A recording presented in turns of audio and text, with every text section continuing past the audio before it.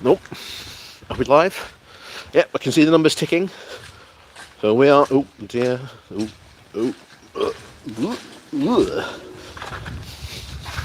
an absolute mess of a muddy tunnel. Now we have to. Oh, this is really rather difficult. Doing this with one hand, trying to balance myself as well. Oh dear. Oh, oh, oh, oh. Ugh. This is where I need some gaiters or something, because my word, I don't know how well you can see the mud behind me there, but yeah, it's deep. Yeah, definitely gonna have to get my stuff changed. Good morning. No, it's all right. Someone. Good morning there. Good morning to you all. Sorry for the bit late start. I had a bit of a lie-in. So sorry about that. And I do always say it's about 8 o'clock ish anyway. Yes, we are going for a bit of a wander. Oh, no notification, did you say? Well, apparently, as every other YouTuber says, hit the bell and it'll be good stuff. But yes, what is it? Morgan, this is tragic what the government is doing. It beggars belief. It really does. It really, really does. Someone else from Tom gave him a chance to get up as well. Excellent. That's what we like to hear. Good morning. Good morning, one and all. Well.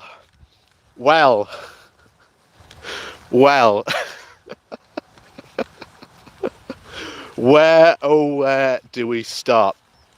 Someone just said there, no deal firmly on the table. Well, allow me to disagree for a second, because I am still very, very optimistic that Boris is going to have to do a deal. He is going to have to climb down, because you may have heard, and we'll get into it later, definitely, that Boris wants to do his, he wants this Canada-style deal. The only problem is that the UK is not asking for a Canada-style deal. He's asking for certainly a lot more than the Canada-style deal that the Canadians got. Especially, he's asking for like short-term visa access for short-term business trips, and you know, that's just one of the things that he's asking for that the Canadians don't have in their deal. So this is it's an absolute, well, words just lose me, they really do. We are in an absolute pickle of a situation, we really are. And good morning to all the others who joined us there. So who is this? Bashiro. Boris is playing his game, so when he accepts whatever the EU offers, he can say that we have a deal. This is what I've been thinking for a while now, because even if Boris and his hardcore Brexiteers, like let's not even get into that at the moment.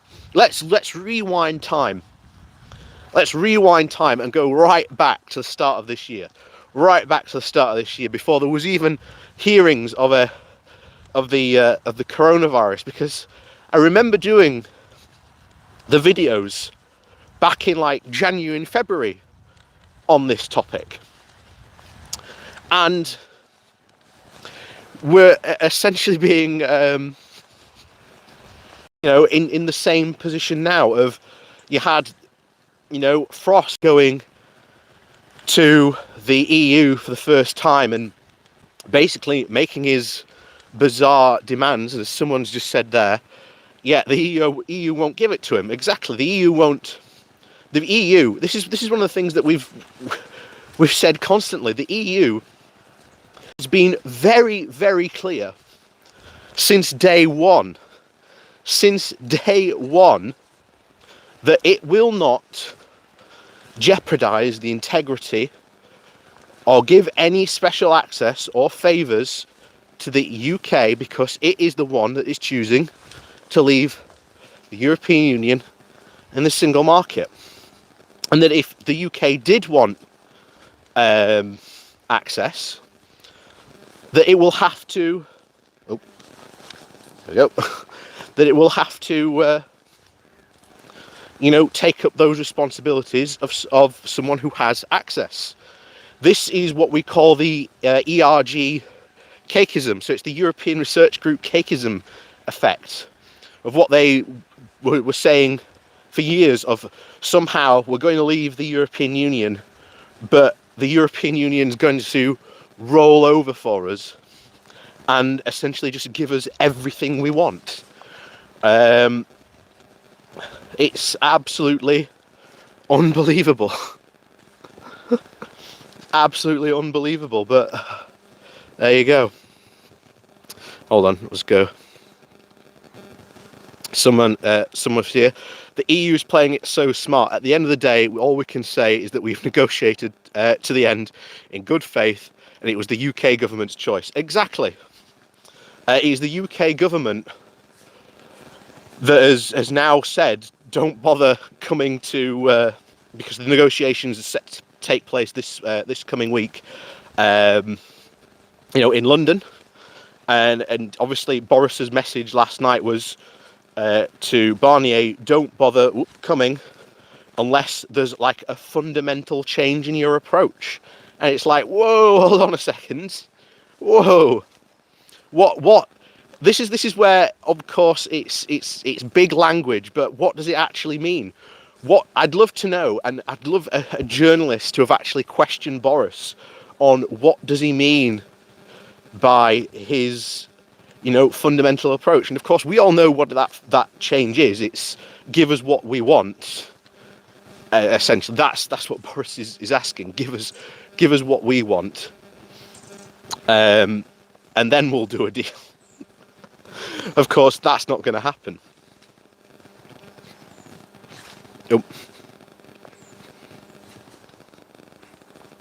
Oh, someone else here. Why can't we have a Canada-type deal when we have a land border?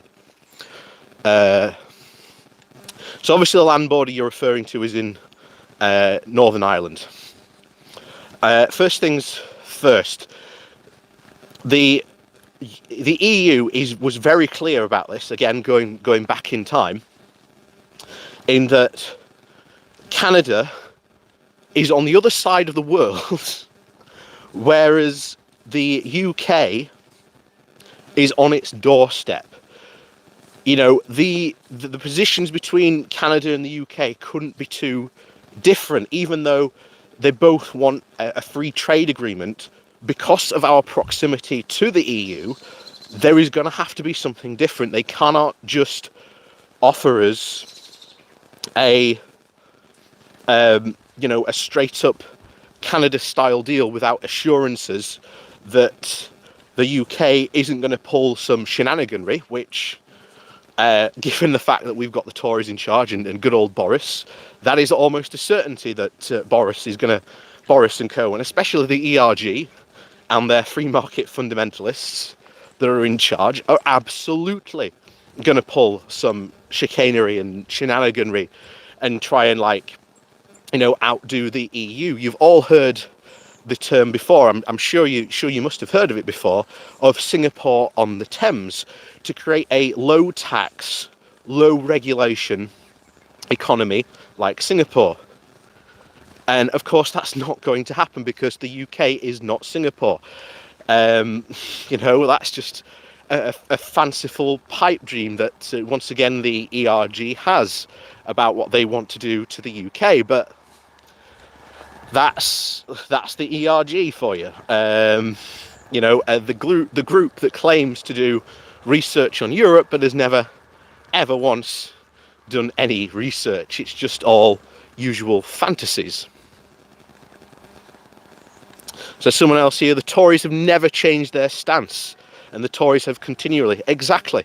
We've said it before hundreds of thousands of times. The EU has been clear since day one on that.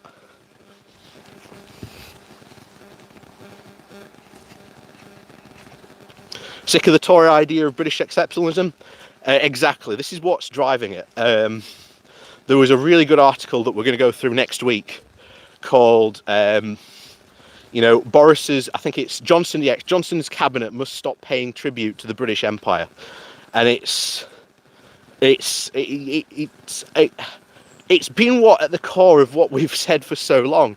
I mean, I remember first doing the first video about, Empire 2.0 and how the Tories were talking about it and what they wanted to do and re-engage with the Commonwealth. And you're like, whoa, hold on a second.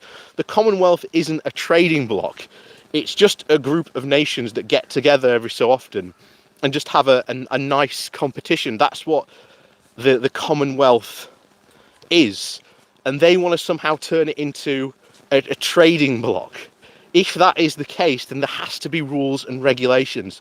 Once again, the absolute ludicrousy of the ERG is, once again, like all these seeming movements, is that they want stuff, but they want to be the ones in charge of it, which is typical British exceptionalism. We want to make the rules and hang everyone else because, we're somehow, as said there, British exceptionalism, especially Tory exceptionalism, because Boris and co and all the other very high level public people in office at the moment were all public schooled, and they were all schooled pretty much in the 60s must have been. And of course that time at the curriculum was still teaching the wonderfulness of the empire and how wonderful it was, and bringing civilization to the world, and they were brought up on this nonsense, and it reflects in pretty much almost every single member of that Tory cabinet from that era. It's just unbelievable, but that's part of the trouble that we're in. We are in this situation of where we really need to look at ourselves as a country and just go, that's not us anymore. What are we? And I do really hope that this period of self-reflection after Brexit does happen. Because I think, especially during the coronavirus, we saw a lot of people realise that, a lot of the people in the working class are suffering. A lot of the people in the north have been drastically left behind especially during this pandemic. Lower class income people have been left to languish on a vine when we were told that, this was an amazing time for prosperity. Child poverty has never been higher under and because of the Tory government. Hopefully people will take notice of that and reflect upon that. But, time will tell what that will be. And this will be a somewhat painful process, because we have to be honest about who we are and what we are as a country and where we are in the world. It doesn't make sense for our very small economy to be sitting on the edge of a massive, internal market and not be a part of it. It just doesn't make sense. It doesn't make economic sense. And as I can't remember the Conservative government Prime Minister's name now, but as Harold Wilson, was it Harold Wilson? I want to say Harold Wilson, but it probably wasn't. The Conservative Prime Minister at the time heard the talks of not only the middle class of England, but also, the screech of the golf carts on in the UK golf courses, that it was time to join this European project. But and that will happen again. Mark my words. I've said it before, but economics in this case will not be denied. We will be back in the European Union. It's just a matter of time, and probably sooner than a lot of people think. The ERG of the old Whig Party. Yep. Good morning from Birmingham. Good morning to you. Welcome to the stream. Ooh. Yeah, thumbs up, boys. Yeah, please do thumb up the stream. We can get more people viewing that way, and of course, the more people get on here, the more good topics we can discuss and just go over just the problems we had this week. Thumbs up, boys. No women here. We are an equal opportunity thumbs up organisation here, so thumbs up for everyone.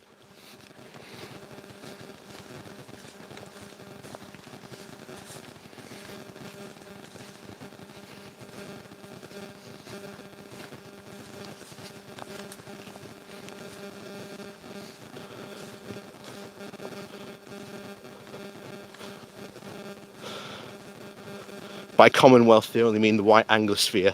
Yep, so they mean, Canada, New Zealand, Australia.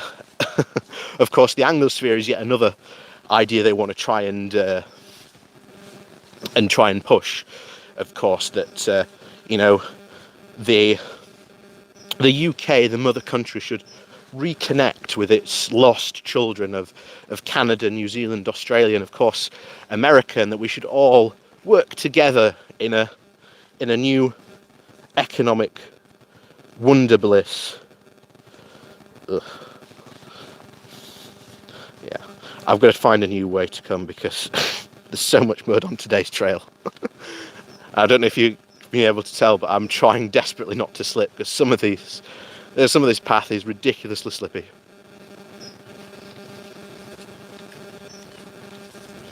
Oh.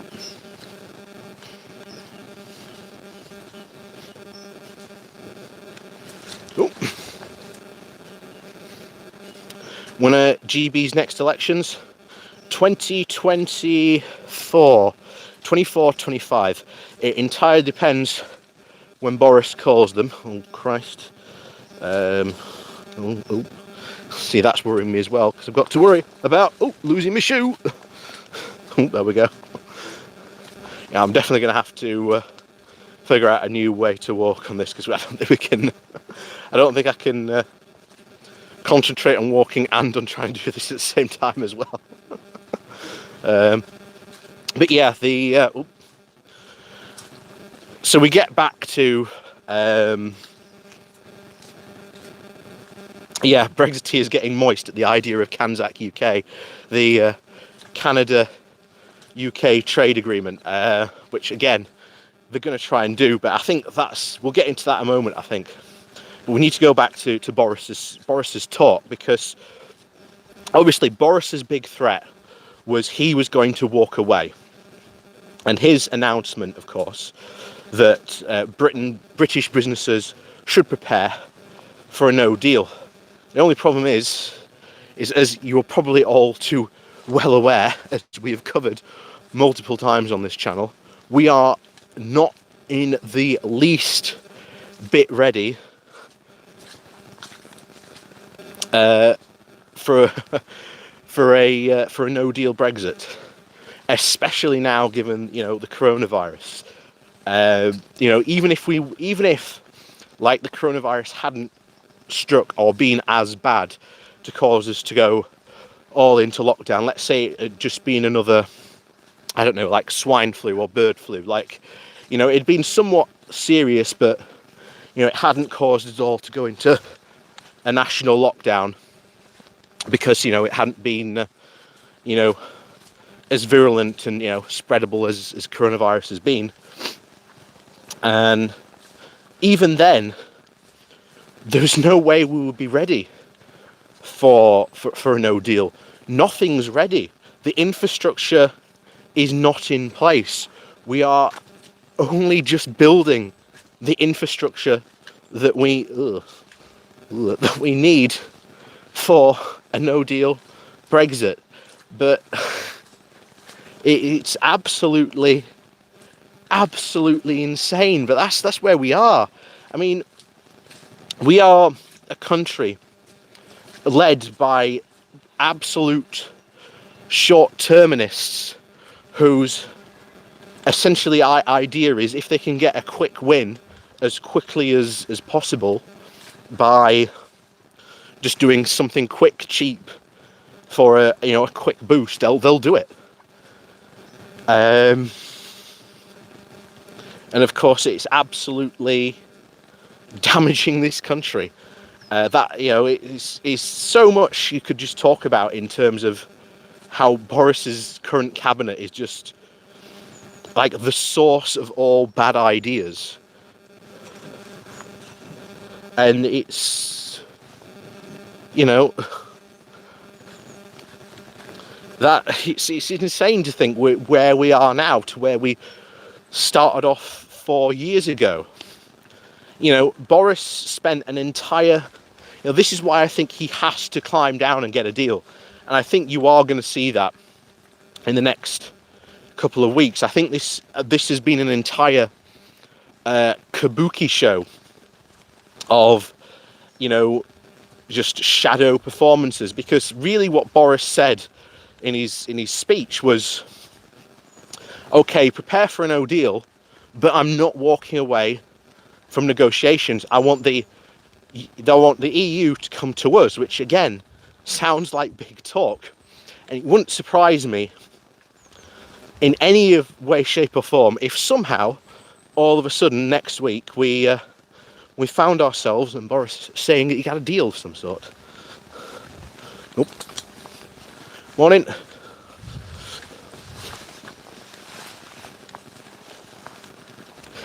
If he does that, then this has been one massive piece of political theatre to essentially try and appease the people who voted for Brexit, so at the next election he can say, oh look, I went and got us a deal. It was my oven ready, fantastic deal. It was so funny because yesterday on Twitter, the Boris the Liar was trending. I don't know if it's still trending now, but it was all going over Boris's big lie for Brexit. It was just the Conservatives ran. This is a dumb thing. The Conservatives ran an entire election and won one, arguably, on that they had this incredible Brexit deal. And it wasn't a deal, it was just a withdrawal bill that they were going to get through. So they never had a deal in the first place. And of course, you have to ask serious questions for... we got a beagle. Hello. Morning. We have to ask serious questions of, you go back to that previous election and you had the ERG saying, we're not going to back this withdrawal bill, it's absolutely awful. But you also had them saying at the same time that we can somehow alter the withdrawal agreement. The EU had been very clear that they weren't going to go back and renegotiate that deal. So I think very quickly, obviously you can see just the route. I mean, this is going to be one of those fascinating times in... Oh, someone's out working this morning. This is going to be one of those fascinating times in British political life where I'm going to be very interested in reading stories from the cabinet. It'll be very interesting times, I'll tell you that now.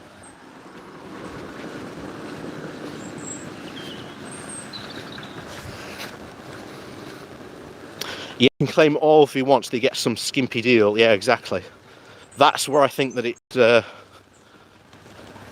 where it's going to go. I think we're going to get some sort of... Boris is trying to go and try and agree some sort of skinny deal, and then agree other stuff down the line as much as he can get away with, just to try and salvage the British economy next year.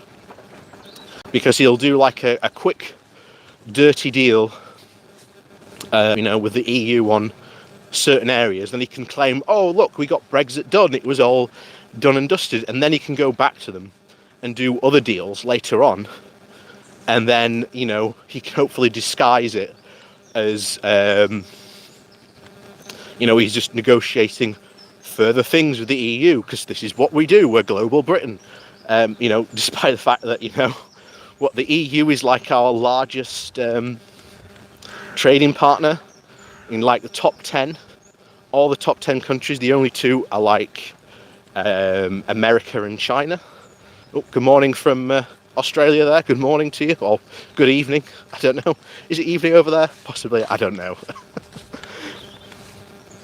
Someone there. Yeah, this is the other sticking point. Fallout.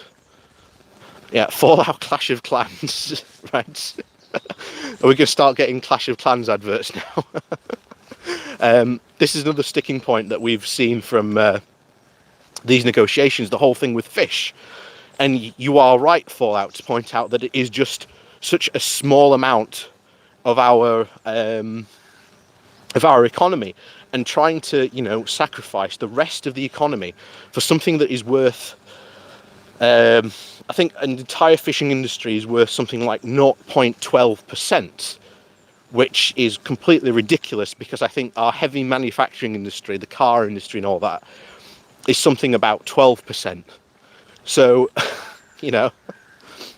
why on earth would you sacrifice the entirety of the UK's economy just for 0.12% of it? It just doesn't make sense. And then you've got to factor in the fact that well over half of the fish we catch, we export to the EU, and then in fact, the vast majority of all the fish that we eat, we import from the EU. It just beggars belief, but that's the situation we're in. It's a joke. Oh. Morning. But that is really it. It's a complete joke, and Boris doesn't appear to really take what he said yesterday seriously. But that was something else about his talk that really surprised me. The fact that he was just smiling and smirking his way through it, when this is really serious, Boris.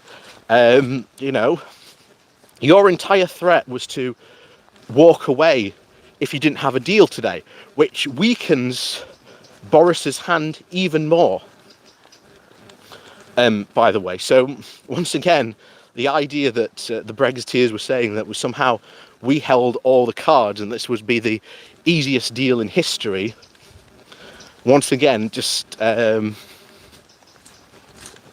goes up in smoke.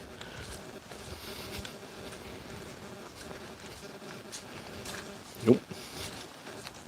So this is just absolute, it's absolute nonsense. But this is the situation of where we are, and it's really serious. And I don't think a lot of people really understand just how serious a situation, we're getting into this. Oh yeah, speaking of Nigel Farage, there is a petition going around. I might share the link later. I can't do it now. If someone would like to find it and post it in chat, then thank you very much. But there is a petition now to start naming the lorry garages after Nigel Farage and calling them the Farage Garage, so that they will ever be associated with Nigel Farage and his lies that he told. And I think that's fantastic. That's a fantastic way, to get revenge on all these, idiot Brexiteers. So if someone would like to find that link and post it in chat so that people can go and sign it. You have to be from the UK though, unfortunately. But if you are, go sign it. And And it is, yeah. Someone there saying they signed it. Excellent. Should absolutely be the form of revenge. This is how we get our revenge as Remainers. You don't attack Brexit supporters. You should feel sorry for all the people in Kent who are now going to have to live with that, with those lorries, that increased traffic. You have to feel sorry for the people of Hull, who someone posted, Hull city traffic in there is already a nightmare. So having to add extra just on top of that is for them, because here's the thing: the next time a referendum comes around, we have to get them to vote to rejoin.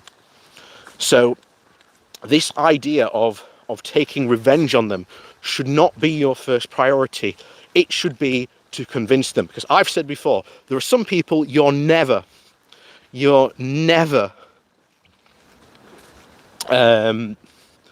ever going to convince. They're going to be committed, hardcore Brexiteers out there, and you have to know when to give up and just go, right, Bill, I've told you. But don't give up completely. Keep on trying with them, keep engaging with them, and keep it civil.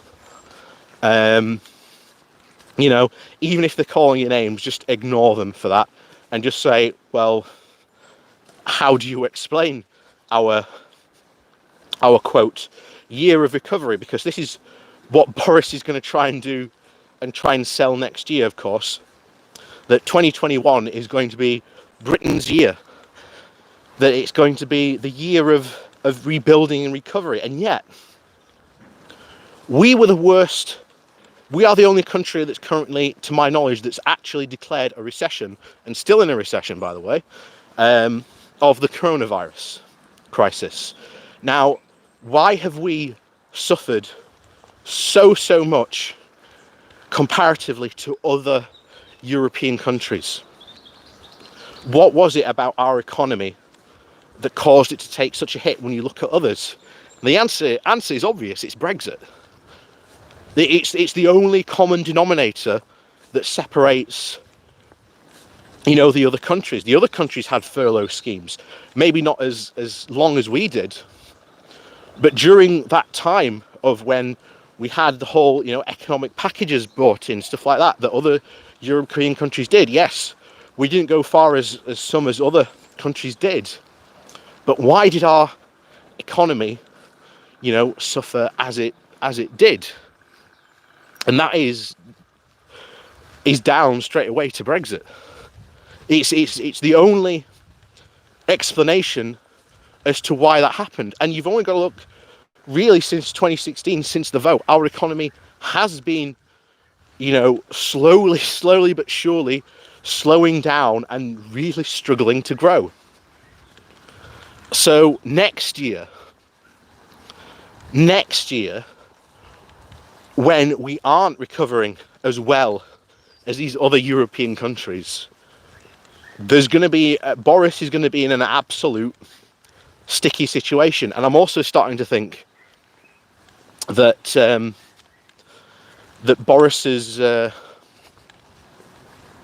Boris might have a serious longevity in his position as Prime Minister. I mean, I have said that he might go by Christmas or maybe like early next year and just say mission accomplished. I don't know. We'll have to see. Yep. What's that? 17,000 signed so far. Excellent. So I like to see.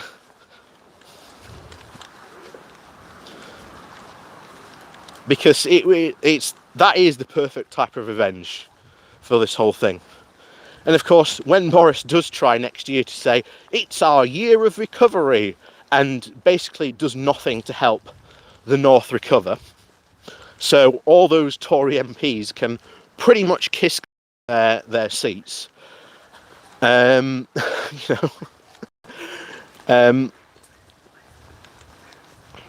then Labour gets back in. But we've got to ask that question of hopefully Labour gets back in with a landslide and generally starts to rebuild. But we've also got to be as pro-Europeans to push the Labour Party to closer, you know, ties and links with Europe. That is one thing that we've got to do as well. And it just does, and the argument's there.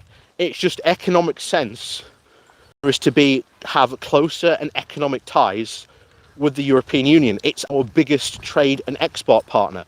And even after Brexit, we've said this multiple times, that's not going to change. And here's the thing, someone said there, oh, but Labour supports Brexit. Here's the thing. I've said this before, all paths lead back to the European Union. Oh, good morning there to Paul. All paths lead back to the European Union. There's no path that leaves us outside, because it just doesn't make any economic sense for us to be outside the European Union. And the closer we get, the more you have to ask, well, don't we want to be involved in, you know, making rules in the European Union? And then it only becomes fact of, well, we'd have to rejoin. So it's just a simple matter of just pushing really what the economic reality is, because we've said it right from the start. People who are Remainers in my position, the Brexit that is being sold to people is just a complete economic fantasy. And Brexit officially starts really of January of next year. And as we said before, the Brexiteers are going to be desperate to try and sell Brexit as some sort of success, but it's not going to happen at all in any way, shape or form.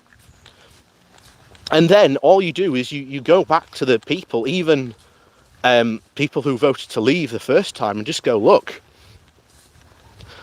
leaving was just a bad idea. Just look at our economy, how it has suffered. Look at how much our businesses need to be part of the European Union. Look how much we really need a say. So, as always was the case, when Brexit met reality was always going to win. And that reality is going to be very, very quickly hitting all those areas that voted to leave. And it will not take long for a lot of these people to realise, because they were sold Brexit on this false belief that somehow, it was going to make their lives better. And when, that bill comes due of those people saying, well, we've left the European Union, why hasn't my life become better? Why has my business, sacked me because it was, quote, downsizing? Then, that's what happens. It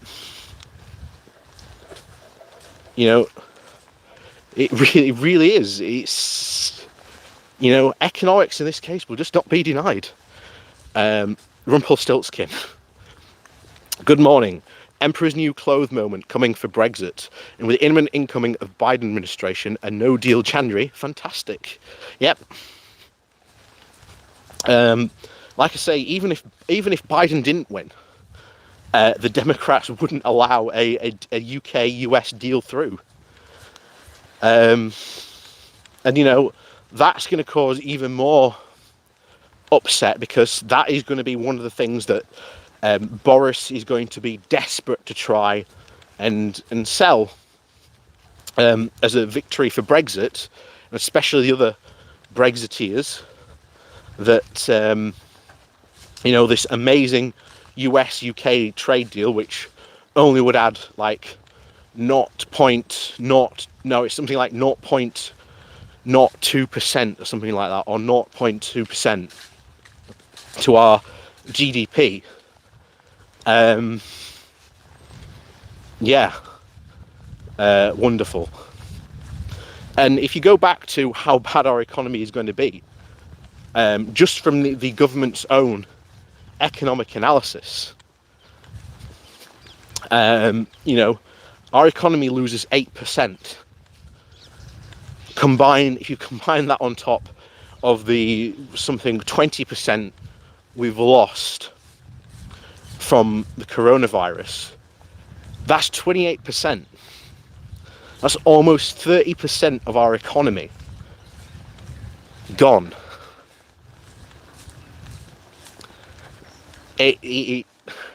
That's just unbelievable, and that's what will happen if Boris goes for a no deal. This is why I still think he's going to go for a deal, because he has to get a deal, and he will sell it any which way he can, you know, as some sort of, you know, incredible victory for Brexit. Look at this amazing deal we got you all. Look at it. It's the true power of global Britain, when it's not at all. You know?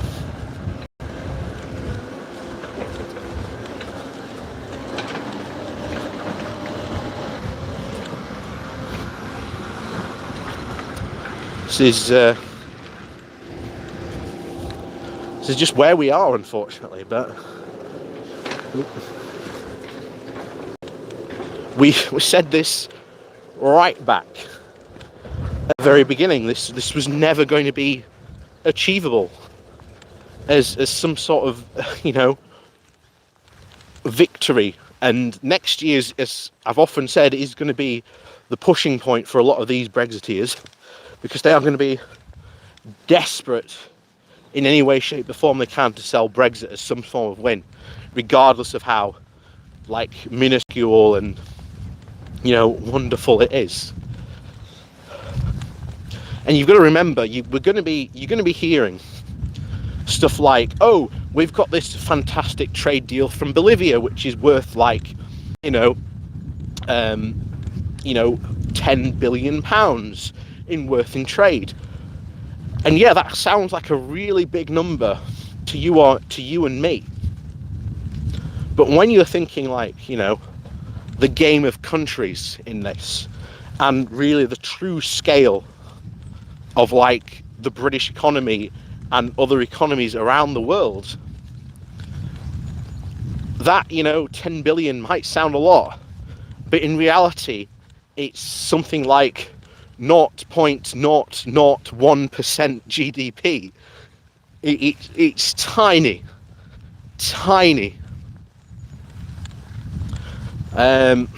You know, I really hope that this is just that it is just a shadow puppet show, and that this is being put on essentially just for the benefit of the Brexiteers, so it can look like that, you know, Boris is fighting hard, you know, against the evil EU, and then it's easier then for him to sell a deal when he's, well, had to pretty much bend over backwards and sign what they wanted. You know, that's the situation I hope we are in. I really do hope that Boris does sign a deal. I mean, if you ask me to put a percentage of it and how likely it was, last week I said about 75%, I think, certain that Boris would go for a deal, and that there would be some sort of deal. However, now, if you were to ask me my honest opinion now, I think it's more around 60% now. I think that Boris's actions here have purposefully, you know, ruined our potential future relationship with the rest of the EU and those countries. You've also got, I don't know if you've seen it, but in the London Economic, they had a very interesting story about Boris's sister, saying that the whole reason he's doing this and all of Boris's big show and bluster is because there are a lot of conservative Tories and their supporters who have essentially shorted the British economy because they want it to fail. And we've often talked before about how there is the pie, shall we say, of the country, and who gets what share and whatnot. And the whole point of Brexit was not to make the pie grow larger. That was never the true option. The whole idea was to shrink the pie, but to enable disaster capitalists to be able to grab a much larger section of that pie. So even though the pie might be smaller, they've got a bigger piece. And I think that, that's worrying in itself. But that's Boris Johnson. That's unfortunately where we are. And it's really hard because at the moment, as we've said, the Tories have a massive majority, and they can't really do much unless there's a significant Tory rebellion to stop him.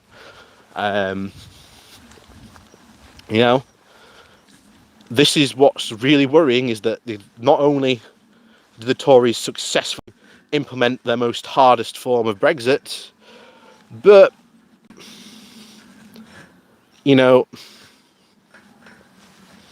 there we go, wipe some mud off. The people who are at the head of all this, really worryingly, is you might have heard of this book mentioned before, and it is definitely worth looking up. There are some really good in-depth videos on this in YouTube.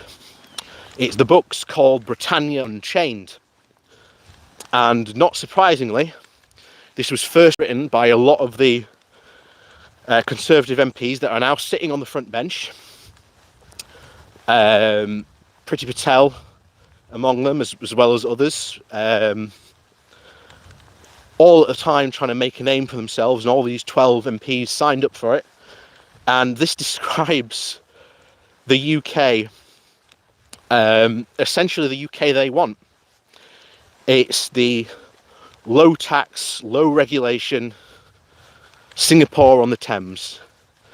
And in it they call the workers of the UK the most lazy workers there are in the world. The reason of that is because that they are protected by rights. And they think that by removing these rights, somehow the workers of the UK are going to work harder. This is an absolute... It's coming. I've warned you all multiple times throughout the years of it's coming. So many years we had so many... the ERG is pushing him towards a no deal, I think, but how successful that will be, it's not known. At the end of the day, as scary as it is, and this is what's really scary, is it will be up to Boris what happens with that deal. If Boris does want a no deal, there's two scenarios now swinging around in my head. There's the scenario we had earlier where this is all just a massive pantomime puppet show for Boris to come off as the strong prime minister against the evil EU, he signed and got us a deal, and look at all this fantastic negotiating he did, and we may have not got everything we wanted, but we're a truly sovereign, independent country now, so onwards for global Britain, roo rah rah. That's generally what I hope, because we need a deal.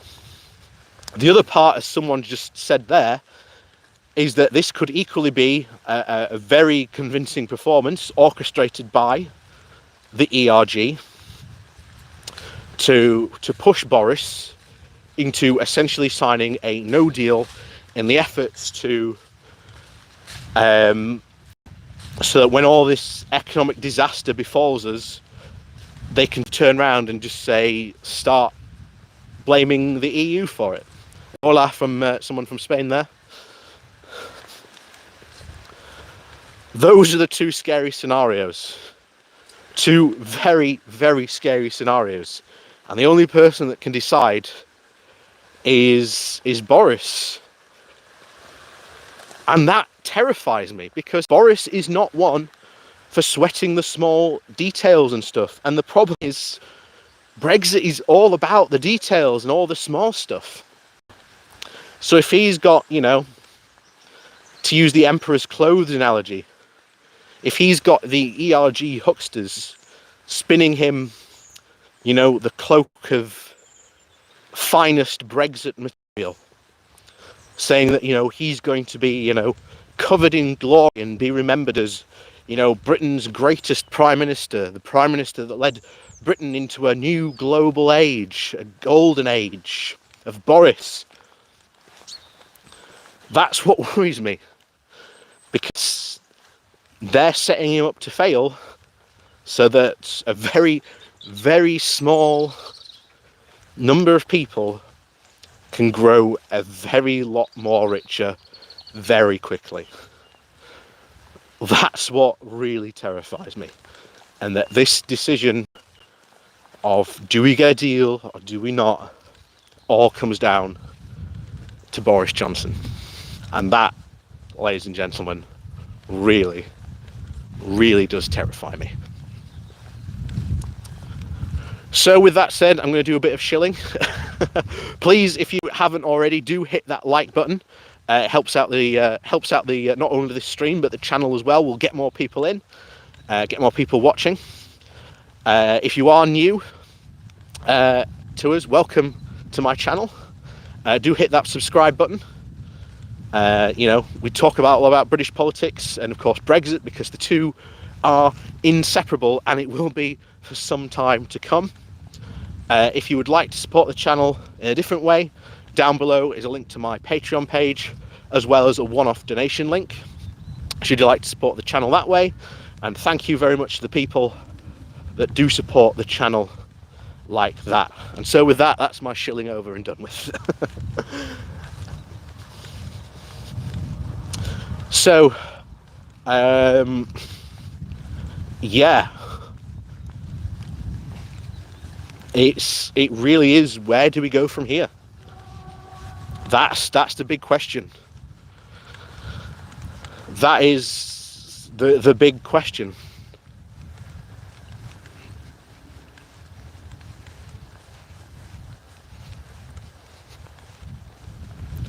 It is where do we go from here? It really is.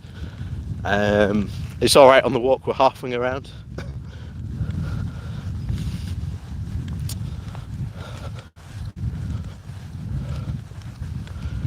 We are in a, you know, in an absolute tacking of a state. If we had someone sensible, generally someone sensible in charge of this country, even if, oh, pardon me, even if it was a Tory, a sensible Tory in charge, a moderate Tory, then he would have, as soon as this virus would have hit, halfway through the year, seeing that, you know, negotiations weren't going to go anywhere, that, you know, Europe really doesn't care about Brexit as much as, especially the British papers and Brexiteers would like you to think, he would have asked for an extension, especially with the disaster we've got going on now. There's, you know,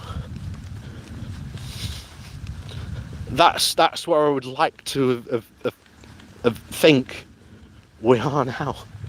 But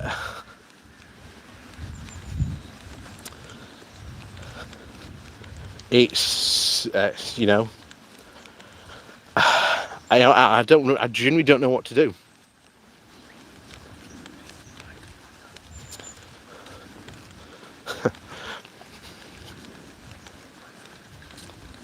Oh, got some black labs here.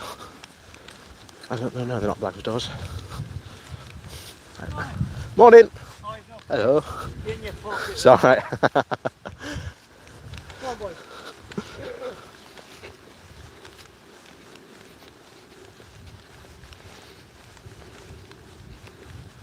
Yeah, that's an amazing analogy there. Someone said there, someone put it spot on.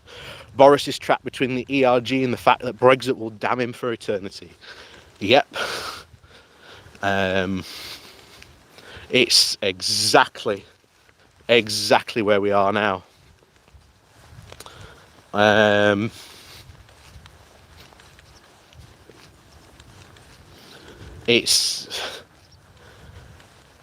And like I say, it's, you know, as I was saying there, and this should really terrify you, that, you know, you look at Boris Johnson's whole career as a politician, sacked for lying twice, as, you know, in his job. But, you know, someone who was, you know, so rich and well off, he just failed upwards. You know, Boris should have never ever been hired again by another newspaper after he fabricated that quote. And yet, there we are. A gold-plated deal next week. Well, if Boris does do what I'd suspected, hopefully, and gets, quote, a gold-plated deal, it won't be gold, it will be that, you know, that fake gold you get on a trophy. Plastic gold. That will definitely be the type of deal that Boris does to get a deal, because, you know, I've said it before, I hope it is just nonsense, because I cannot believe that this man would endanger the country. I mean, I was on Max Robespierre's Discord channel when this was just being announced at 12 o'clock yesterday, and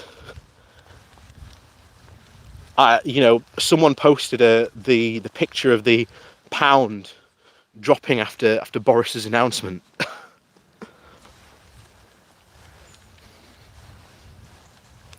Oh, thank you. I will do. I will keep on doing what I'm doing. Trust me, it's my channel's not going anywhere. Definitely. It's you know, I've said it before. This is really just the beginning of the beginning of this whole Brexit saga, because the Brexiteers have oversold what Brexit can do for this country. And them doing that, their bill of goods will always come due. And the people of this country, who a lot of them voted for Brexit because they thought it would somehow make their lives better.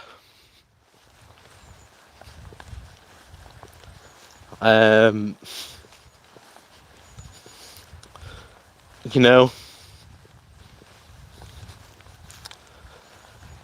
what's going to happen to them when their life doesn't get made better?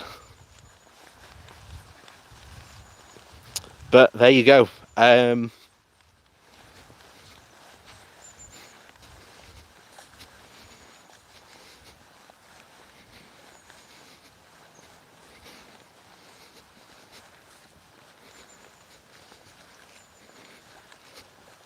Oh, someone from R.E. Dorset. What I see is an anthropologist, sociologist, and political scientist. See happening as follows: Britain will be demoted to the ghetto of Europe. Yep, there was a reason why we were called the sick man of Europe, you know, so long, and I think that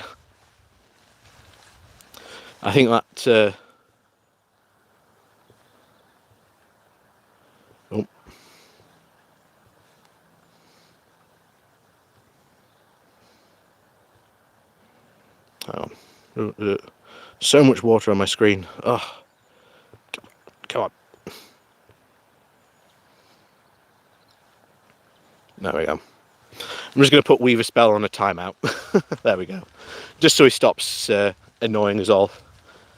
Like I say, there are going to be some Brexiteers, some Brexit supporters, shall I say, who you're never going to reach. And I think he's just one of them. And like I say, it's going to be fun in a couple of years' time of where, you know, a lot of the precious Brexit is being, you know, not filled up to for their dreams. You know, who are they going to come for? As someone said, who's the you know, the Brexit lynch mob and the anger that is going to come from these people who did vote for Brexit because they were told it would make their lives better. Who do they go for first? Well, we have to make sure that they go for Nigel Farage, Boris Johnson, all those Brexiteers that made that promise, and not let them, you know, distract from other things, because Nigel Farage has recently been going after his next target, shall we say. And his next target is what appears to be asylum seekers, and the cost. You can't hear. Oh no! Have I lost my audio? Can we get confirmation? Can we just? Oh right, okay, it's fine. Right. And of course, the cost of asylum seekers now. If you want to know what the cost of asylum seekers are, it costs me as a UK taxpayer £2 a year. You know, and as someone said there, asylum seekers are not the biggest problem in the UK. You know, it costs me as a UK taxpayer £2 a year. Do you know how much someone like Jacob Rees-Mogg, who dodges and avoids paying his tax, costs me as a UK taxpayer? £3,000 a year. So, you tell me who I should be worried about. The asylum seeker that costs me £2 a year, who statistically is not going to stay in the UK, because we've seemed to have forgotten this. A lot of asylum seekers, the last big asylum crisis, shall we call it, was the big one to do with Bosnians. People may or may not remember, back in like the mid-90s, and obviously the problems going on in Bosnia and whatnot. Lots of asylum seekers came over from there into the UK.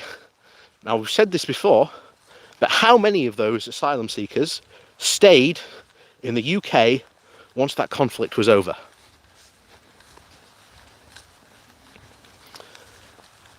About 99% of them left.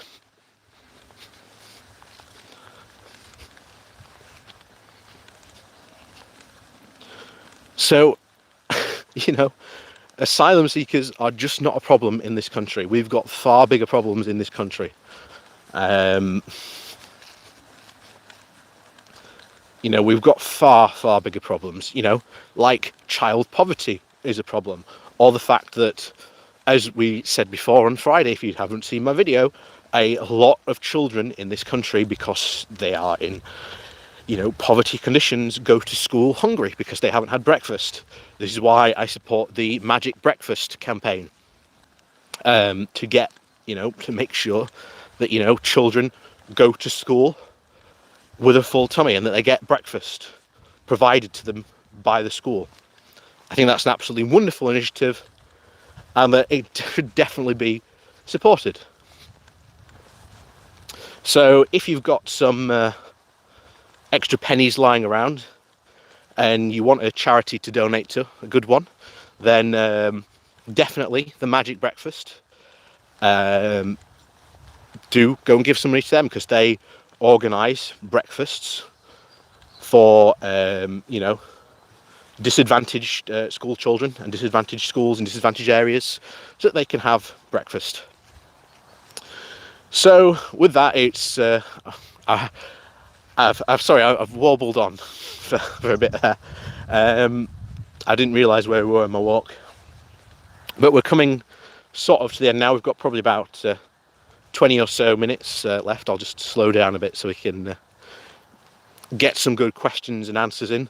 So if you've got a question about what you think, or what you would like to know about different stuff that might happen next week, more thoughts on Boris this week stuff, get them in. Just at Bowler, just at me, and we'll go through the questions. Like I say, I will try and walk slow because I normally plan to do it a lot sooner, but we'd missed them.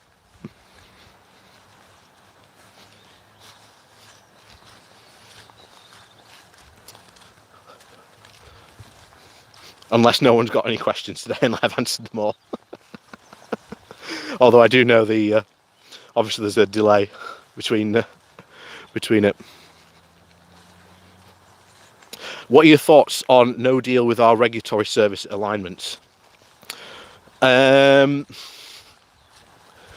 Absolutely. I mean, you're talking by not signing up to those regulatory alignments, essentially not having access to the biggest single market in the world. So just on an economic sense, it makes absolute sense. And for example, I use this as an example all the time. The quote trade deal we've just done with Japan, we have signed up to stricter regulations than what the EU is currently asking us to sign up for now. So it just makes perfect economic sense to do a deal, and it's just we are about to see all that is said come true. When Brexit meets reality, reality always wins. And one reality is just the economic advantages of being members of one of the greatest political and economic unions the world has ever seen. So there's that. Nope.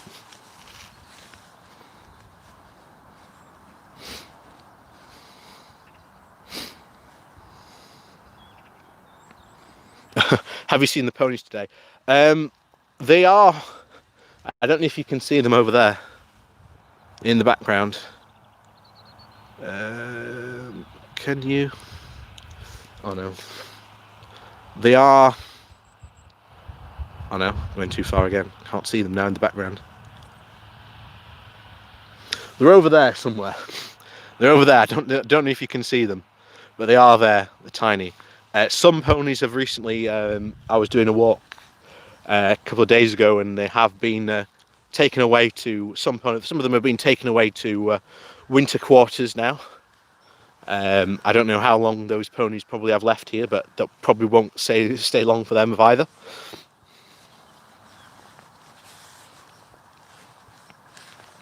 One of your detractors on YouTube, Andre Walker. I've never heard of him. Does he have a YouTube channel? Has he made videos on me? Oh, that'd be interesting. Has an Irish passport. Well, doesn't surprise me. Farage's kids also have German passports. Do you know something the average comic books and express reader doesn't? Yeah. They want to go on easy holidays in the EU without any of the disadvantages, essentially. We've seen lots of, shall we say, top Brexiteers do that, so I wouldn't be surprised. What will Starmer do? If Boris goes for a no deal, Starmer will absolutely tear him to shreds. If he gets a deal, Starmer will absolutely tear him to shreds on the fact that he has done an awful deal. So it's a win-win for Starmer, really. It just depends on what type of deal Boris does and how far Boris is willing to bend over before the ERG says that that's too far for them. So if no deal happens, will people rebel when they realise how bad it is? Surely people of the UK will just not accept everything. Yeah, they won't accept everything. And as I've said, we've got a serious situation where we have a lot of people who voted for Brexit on the idea that it would make their lives better. And that is going to turn into a massive swell of anger. And we have to make sure, because I guarantee you the Brexiteers are going to try and, if they're already well up doing it, trying to blame, as we've seen over the years, Remainers, judges, politicians, anyone who dare speak out against the precious Brexit has been a target. And we've got to be careful that anger doesn't get turned on us, because we've got nothing to do with Brexit. They won. They just didn't have a plan for winning, and underestimated and even drank their own Kool-Aid on what they believed about the EU. The reason we're in this situation now is, of course, the EU, quote, master of doing deals at the last minute. Of course, that's not true. So they're trying to play to that fantasy. And it's absolutely scary that this is what they're doing. They're playing to that fantasy, and we told them that's just not true. What could the EU give to Boris to sell as a win? It's not what the EU could give to Boris, it's what Boris could turn around and use it to sell as a win. Like, if we kept signed up to the fishing charters and whatnot, the EU, which we are going to have to sign up to anyway, but that's another topic for another time, then he could sell that he's made a fantastic deal for British fishermen, and, it's fantastic. And British fishermen will be fine, because British fishermen have lied for years about the EU. And as we said earlier on in the video, we export all our fish and we import all the fish we eat. So it's like I say, it's just how much Boris can get away with before the ERG said, no, you've bent the knee too much. If the UK doesn't want to agree to the European Court of Justice for dispute, what other options are there? Well, this is where it obviously comes to the WTO, of course. But because of Trump, no judges have been appointed to the WTO, meaning that there is now a massive backlog of cases that just haven't been heard. So normally I would say the WTO, but we don't know. Unfortunately, we generally just don't know. And this is, again, where it really is frightening. Because if you look back at our history of us going to the European Court over stuff like this, they've actually sided with us more than they've gone against us. So this whole idea that, the European Court is against us or held us back, it sided more with us than it ever did against us. I think it only went against us about 6 times in our entire 45-year history of being in the EU. But there you go. Again, another Brexit lie. Oh.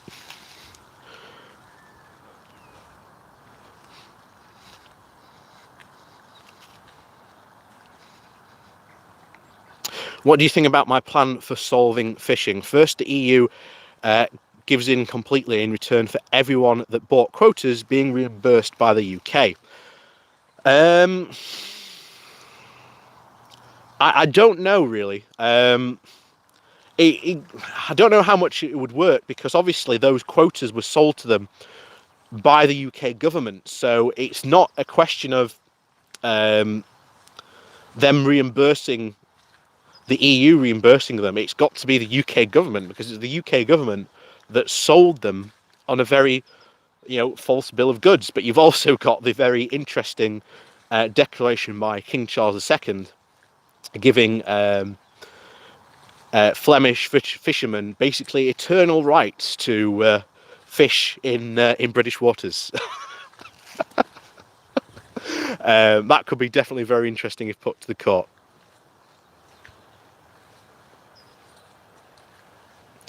Yeah, exactly.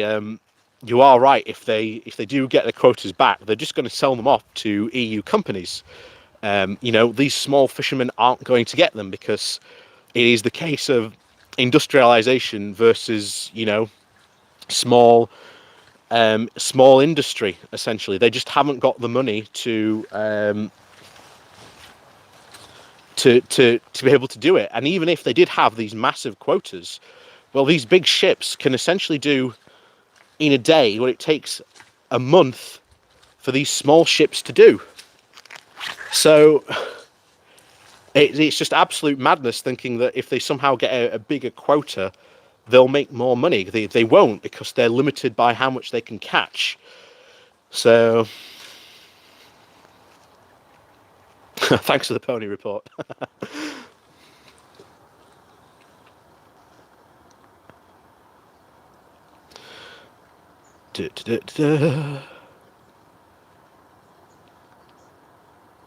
What a wholesome stream. Oh, thank you very much.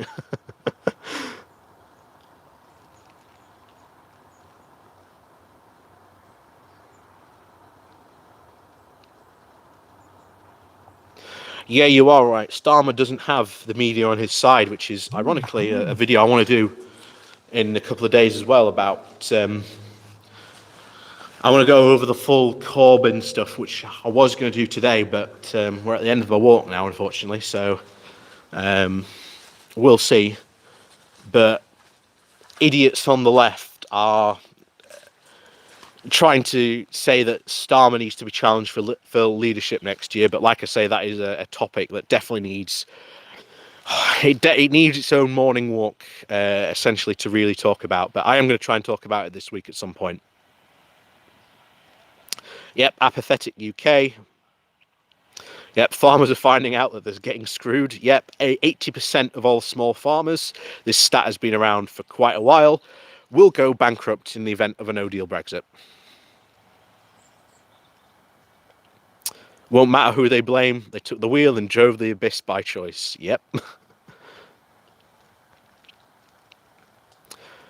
Yeah, true, Stanley. A lot of Brexiteers, they voted to make their own pockets bigger, shall we say.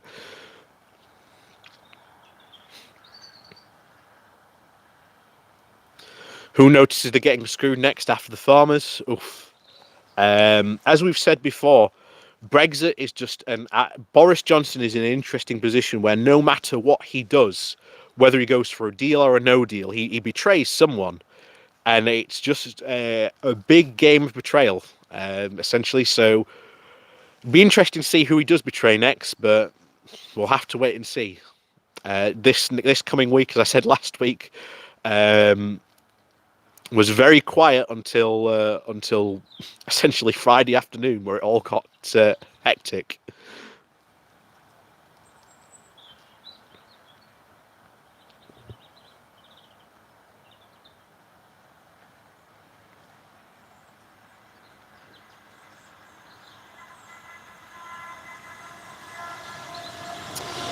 Yep. Yeah.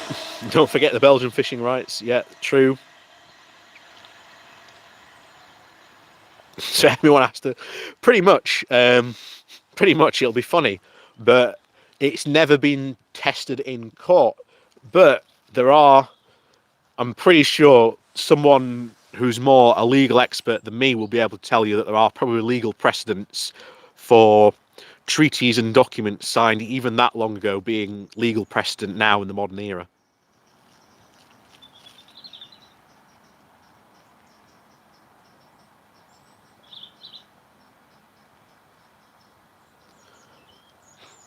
Yeah, can you explain to your viewers it was actually the UK that sold the fishery rights to the EU in the first place?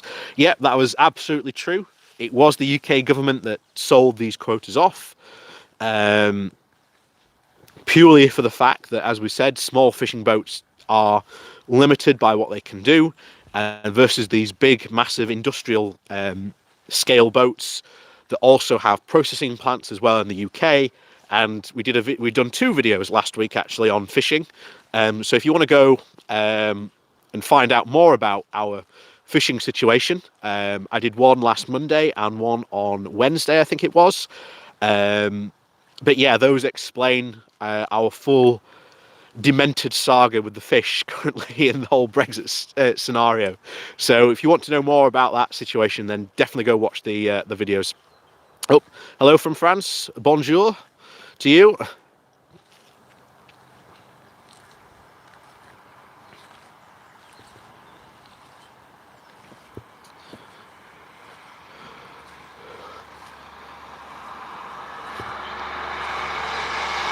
So, train just going past there. So with that, as always, thank you very much for watching me today. It's been an absolutely wonderful walk, as always. Thank you very much for the company. It was always good as usual. Again, please do hit that like and share button. It does help out the channel very much. There are links below to my Patreon and a one-off donation link, should you like to support the channel that way. And of course, if you are new, do hit that subscribe button. It does help out the channel, so that's another bit of shilling. I always do. I always do it twice, one in the middle, one at the end. But anyway, thank you as always. Thank you so much for joining me. We've had 141 people at the moment. Absolutely fantastic. Thank you all for joining me as always. I do these live streams every Saturday morning around about 8 o'clock-ish. I know I started a bit late today, but you know, it was a bit dark this morning. So like I say, we'll love to see you all again next week. Like I say, watch out for my videos, because I'm sure this week is going to be interesting as well. And of course, do go out and enjoy your weekends, or don't go out and enjoy your weekends. Stay inside and enjoy your weekends. Watch Netflix, watch Disney Plus, watch whatever you like, you know. Just keep yourself safe. And of course, if you can't be safe, be sensible and enjoy your weekend, folks. I'm going to go and enjoy mine. Still playing some Red Dead Redemption 2 at the moment, so I'm enjoying that at the moment. But thank you very much for joining us. Enjoy your weekends, and we'll see you all very, very shortly and soon. And yeah, soon.